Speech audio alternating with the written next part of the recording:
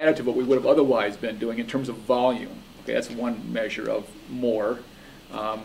It doesn't always have to be different, but different is easier to show that it's, you know, something additional. So we don't have the good answers yet. That'll be some of the evolution of this process going forward, and those two councils will spend a good bit of their time, as well as the legislature and the agencies, looking at that. Part of this money will be used by PCA to crank up their monitoring assessment work, so it is inevitable that that list of impaired waters, because we've got more funding, that list is going to get a lot longer, and they come off the list a lot slower than they go on. So as new problem areas are identified, they're going to get added to the queue. It's just not only addressing those things we know about as current day's problems. It's going to be a dynamic picture that keeps changing. Lee Keeling, Minnehaha Creek Watershed Board. I do agree very much with the people who think we need an empirical plan and a coordination either through a basin board or however that works. But on the other end of things, Steve, you mentioned citizen expectations and education has been discussed. I think a lot of emphasis needs to be given to citizen expectations. They have come forth, they've showed us how much they care. And these plans, these things do take 5 years, 10 years for anyone to see what the money has gone to. And I just am very, very concerned that these people who have voted for this expect something to happen within a year or two. And we all know that it's a long time before visibility is there, and I think they just need to be coached all the way through the process. Thank you. Help manage expectations. Okay. Yes.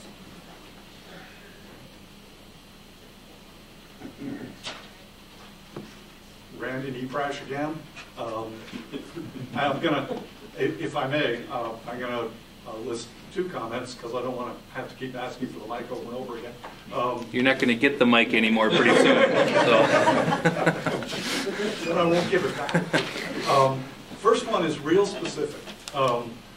One of the real surprises in the single-page table of the Clean Water Council recommendations was a line item that read research on agricultural BMP effectiveness and load allocation.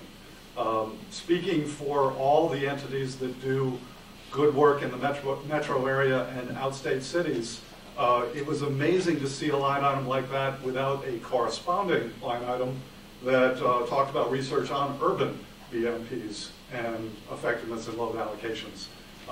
So I would strongly urge that that be rectified. The other comment is much more general, which is there is a need, I think, it's shown up in a number of the comments today, to see the recommendations expressed in multiple ways. The poster child for this in my mind is there's been a lot of comment about saying, where's research in all of this?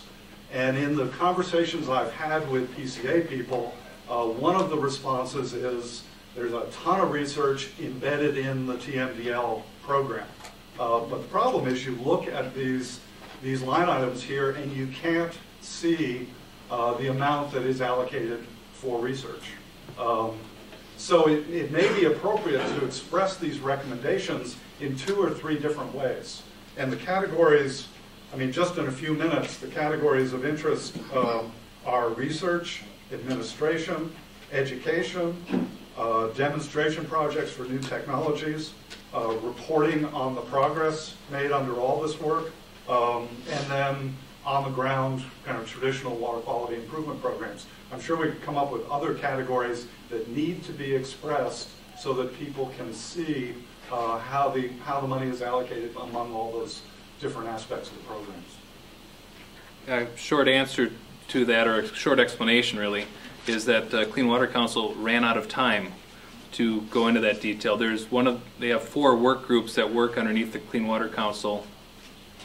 4 work groups that consist of Clean Water Council members, and the one dealing with the research stuff did not have time to develop their ideas more fully and bring them through the whole council. So they have some working papers that probably appear on PCA's website, so you can see what they're thinking. It just didn't make the report yet, but constant challenge because at this point they gave a summary table, and some of their other working papers have budget recommendations, agency by agency breakdown, and they're looking at it those different ways. They just haven't been publishing them necessarily. Well, Jay Riggs, the Washington Conservation District. I have two items. One, I want to put ditto marks under Mark Zabo's comments.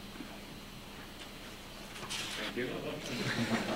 And number two, I want to stress the importance of the state agencies having a united front, and when they approach the council and the legislature, and making sure that we continue to emphasize from all the state agencies the importance of this money going to the local.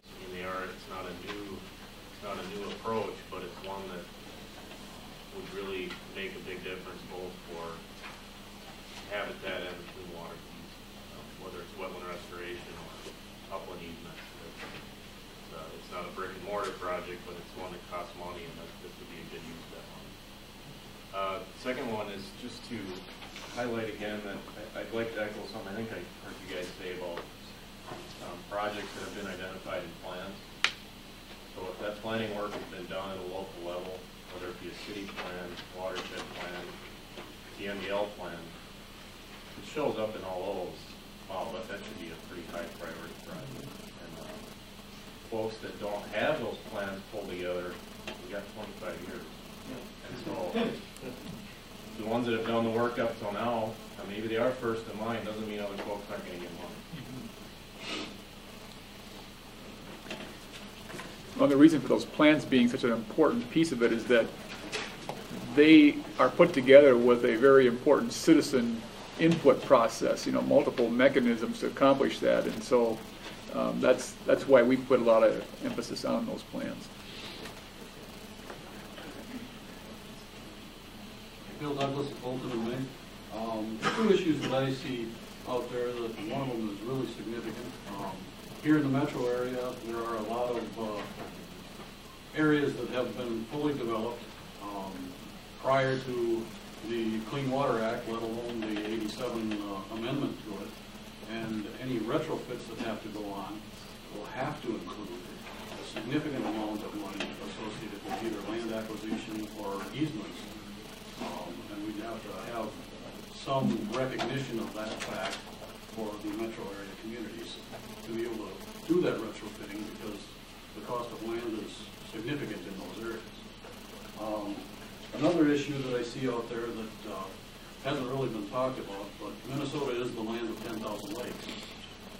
And lake associations should be really considered in these things. As we get in greater Minnesota, there are significant amount of lakes that have nothing but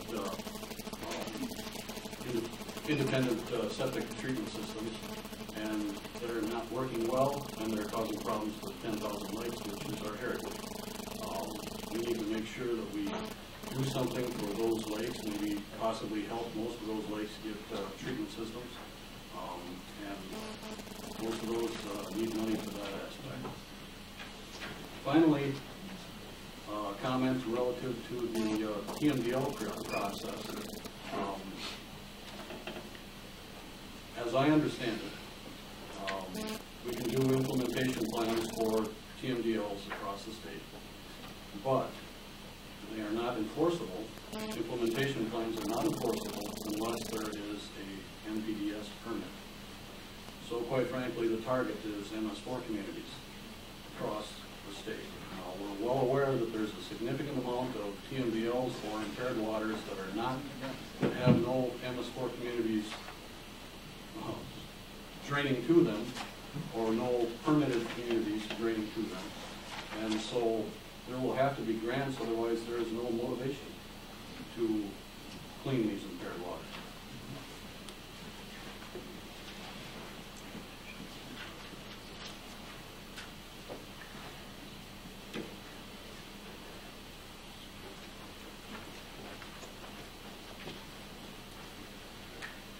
Well, I think we're a group of fixers, and that's what we're talking about, is trying to fix things. But Lou Smith, who's on the Clean Water Council, also has a priority.